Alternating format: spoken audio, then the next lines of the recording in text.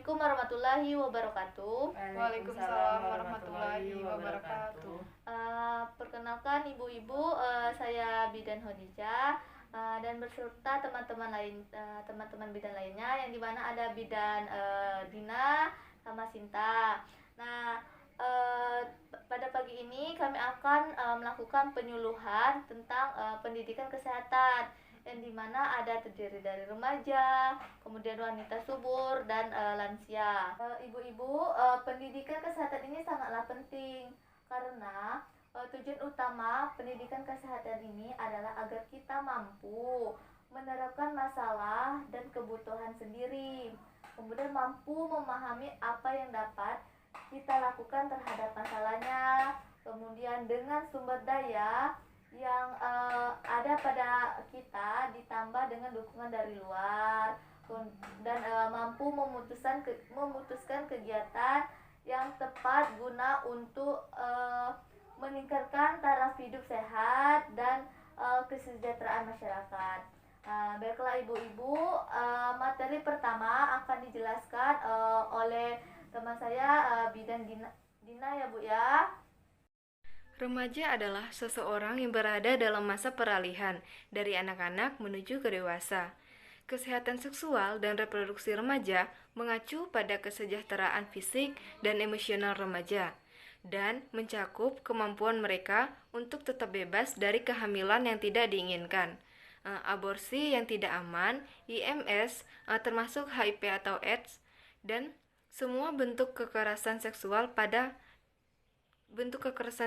dan paksaannya. Pada orang remaja biasanya dibutuhkan sekitar 1.700 sampai 2.250 kalori per hari. Asupan nutrisi tersebut akan diubah menjadi energi untuk beraktivitas.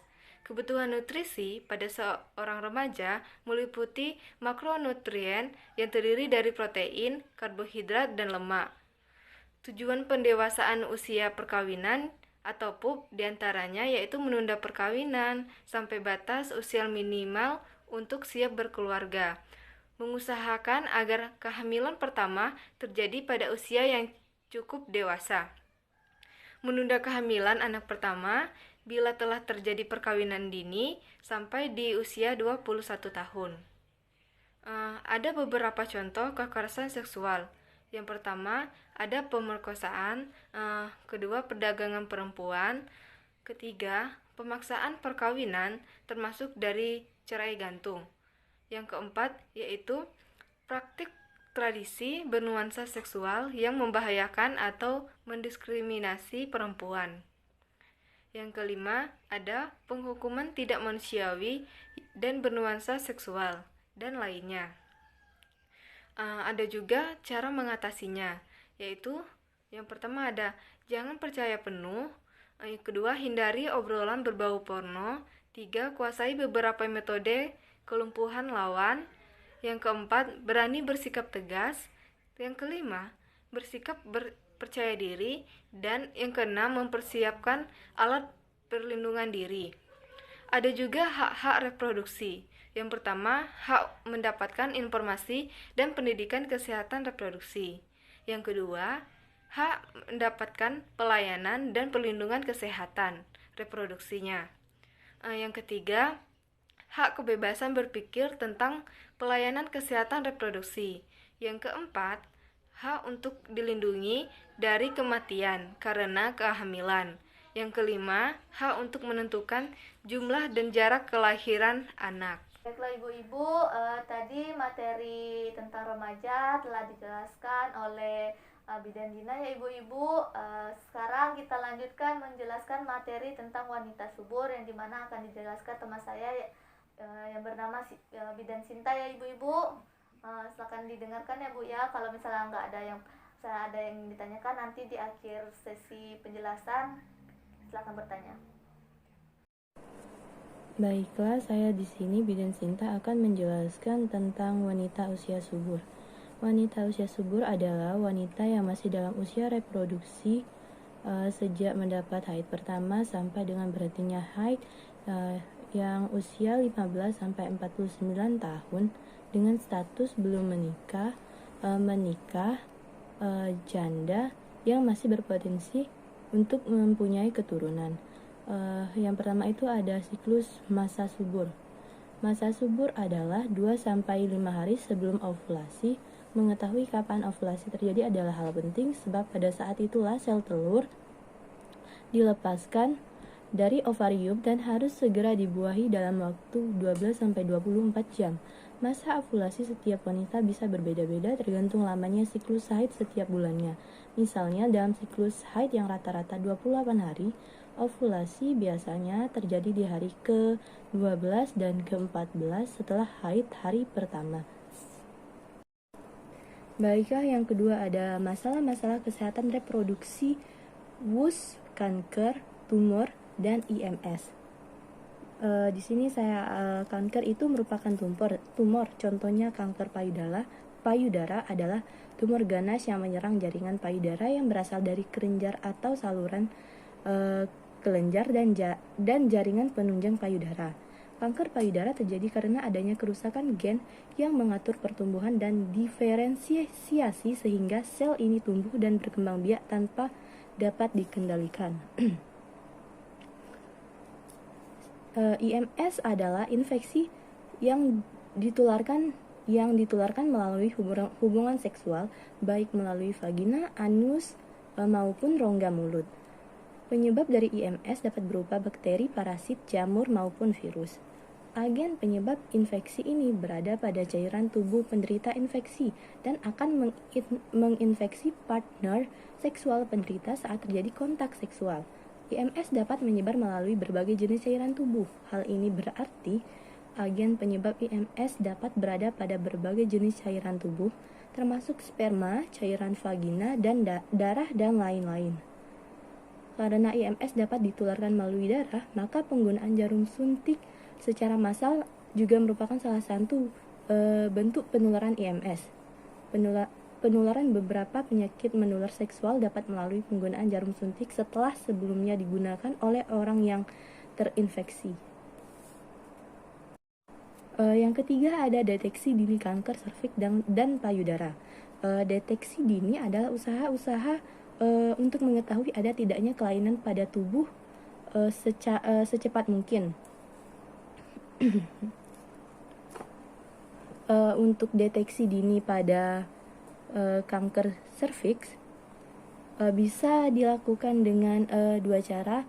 Yang pertama melalui tes IVA, inspeksi visual asam asetat. Mengumpulkan salah satu metode sederhana dengan pemeriksaan secara langsung leher rahim dengan cara memulas asam asetat, kemudian akan tampak perubahan warna yang menunjukkan hasil normal atau tidak normal. Yang kedua ada dengan cara pap smear, merupakan sebuah tes yang dapat memeriksa keadaan sel-sel pada serviks, leher rahim, dan vagina. Deteksi dini pada kanker payudara bisa dilakukan dengan pemeriksa payudara sendiri atau sadari. Meraba payudara sendiri untuk memeriksa kemungkinan ada benjolan. Cara ini dilakukan antara hari ke-7 menstruasi hingga hari ke-10 setelah menstruasi. Cara yang kedua itu periksa payudara klinis atau sadanis. Pemeriksaan payudara oleh tenaga kesehatan terlatih dilakukan sebelum perempuan melakukan inspeksi vagina dengan asam asetat atau IVA untuk deteksi dini kanker leher rahim. Yang ketiga itu ada mamografi. Pemeriksaan payudara menggunakan sinar X. Pemeriksaan ini dapat mendeteksi jika ada sel yang abnormal pada payudara. Yang keempat ada kebutuhan nutrisi dan hidrasi pada wanita usia subur. Bagi pasangan usia subur yang berencana mempunyai anak, penting untuk melakukan beberapa persiapan dini sejak berencana mau menikah seperti premarital check-up. Selain itu, mencari informasi terkait kebutuhan nutrisi yang mendukung program hamil dan memperhatikan berat badan juga termasuk hal yang penting. Selain nutrisi, hal yang penting juga ada hidrasi untuk wanita usia subur. Hindari kondisi berlebihan berat badan, overweight atau berat badan kurang, underweight. Kedua kondisi tersebut bisa menyebabkan gangguan hormonal, dan inilah yang menjadi salah satu penyebab sulit terjadinya kehamilan. Nutrisi yang harus dipenuhi saat usia subur. Yang pertama ada asam folat, zat besi, kalsium, omega 3, dan vitamin B12. Yang kelima ada keaktifan mengikuti keluarga berencana. Sebelumnya kita bisa sejalan dengan meningkatnya jumlah penduduk Indonesia dan kebutuhan akan kesehatan reproduksi untuk meningkatkan kesehatan ibu dan anak, maka pemerintah merencanakan program keluarga berencana yaitu KB. Program KB merupakan program kegiatan promotif dan preventif yang terpadu, menyeluruh dan berkesinambungan. Pelayanan promotif dan preventif meliputi konseling dan penggunaan kontrasepsi, metode kontrasepsi jangka panjang MKJP dan metode kontrasepsi jangka pendek non-MKJP. MKJP merupakan metode kontrasepsi yang harus digalakkan karena efektivitasnya relatif lama, antara 3 tahun sampai usia hidup, yang terdiri dari implan, intrauterine device atau IUD, metode operasi wanita MOW, dan metode operasi pria MOP. Baiklah Ibu, itu materi tentang wanita subur telah dijelaskan oleh Bidan Sinta. Nah baiklah, ini yang terakhir penjelasan materi tentang lansia yang dimana akan saya sendiri yang saya jelaskan. Baik Ibu-Ibu, saya jelaskan dulu apa itu lansia. Lansia merupakan tahap lanjut dari suatu proses kehidupan yang ditandai dengan penurunan kemampuan tubuh untuk beradaptasi dengan stres lingkungan. Nah, terus proses menua mengakibatkan terjadinya banyak perubahan pada lansia yang meliputi, yang pertama itu ada perubahan fisiologi Ibu-Ibu. Nah, perubahan fisiologi pada lansia beberapa diantaranya. Yang pertama itu ada kulit kering, penipisan rambut, penurunan pendengaran, terus penurunan refleks batu, terus pengeluaran lendir, terus ada juga penurunan curah jantung dan sebagainya Ibu-Ibu. Nah, perubahan tersebut tidak bersifat patologis, tetapi Ibu-Ibu itu dapat membuat lansia lebih rentan terhadap beberapa penyakit. Nah, kemudian Ibu-Ibu juga ada perubahan psikologis pada usia lanjut, meliputi dari short term memory, frustasi, kesepian, terus takut kehilangan, takut menghadapi kematian, dan perubahan dapat berupa sikap yang semakin egosentrik, mudah curiga, kemudian bertambah pelit atau tamak dalam memiliki sesuatu. Terus Ibu-Ibu, faktor yang mempengaruhi kesehatan psikososial lansia antara lain itu ada yang pertama penurunan kondisi fisik. Nah, kemudian ada penurunan fungsi dan potensial seksual, kemudian ada perubahan yang berkaitan dengan pekerjaan, kemudian kemudian ada masalah kesehatan yang sering yang terjadi pada lansia adalah seperti kurang bergerak, gangguan fisik, jiwa, dan faktor lingkungan dapat menyebabkan lansia kurang bergerak.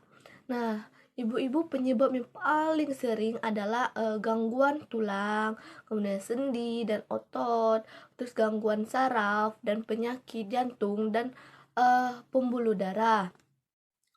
Nah, Ibu-Ibu, lansia juga perlu membutuhkan gizi. Nah, kebutuhan gizi lansia yang harus perlu dipenuhi itu yang pertama itu kebutuhan kalori untuk pria di atas 50 tahun. Nah, kalau dia aktif membutuhkan 2 sampai 4.000 sampai 2.800 kalori per hari.